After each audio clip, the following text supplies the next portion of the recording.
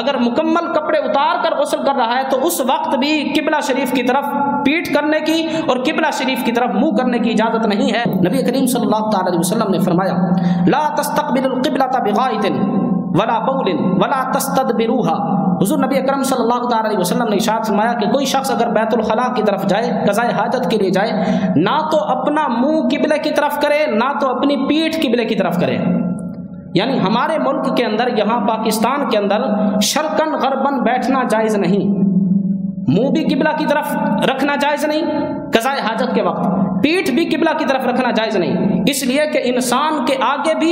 ایک پیشاب کا مقام ہے، قضاء حاجت کا مقام ہے، پیچھے بھی قضاء حاجت کا مقام ہے، دونوں طرف قضاء حاجت اور شرم گاہیں ہیں۔ قبلہ شریف کا یہ ادب ہے کہ اس طرف نہ منہ کیا جائے نہ پیٹھ کی جائے، تو شمالاً جنوباً اس طرف چاہے منہ کر لو چاہے پیٹھ کر لو، چاہے اس طرف منہ کر لو چاہے اس طرف پیٹھ کر لو، دونوں چیزیں جائز ہیں، لیکن قبلہ کی طرف میرے آقا صلی اللہ تعالی علیہ وسلم نے منہ کرنے سے اور پیٹھ کرنے سے، پشت کرنے سے منع فرمایا ہے جب بندہ قضاء حاجت کر رہا ہو۔ اسی طرح غسل خانہ ہے، غسل کر رہا ہے، اگر مکمل کپڑے اتار کر غسل کر رہا ہے تو اس وقت بھی قبلہ شریف کی طرف پیٹھ کرنے کی اور قبلہ شریف کی طرف منہ کرنے کی اجازت نہیں ہے۔ اسی طرح میاں بیوی جب اپنے معاملات حقوق زوجیت میں ہیں اس وقت بھی اس چیز کا احتیاط کریں کہ جب بندہ کپڑوں سے باہر ہوتا ہے اس وقت قبلہ شریف کی طرف منہ کرنا بھی جائز نہیں ہے اور قبلہ شریف کی طرف پیٹھ کرنا بھی جائز نہیں ہے۔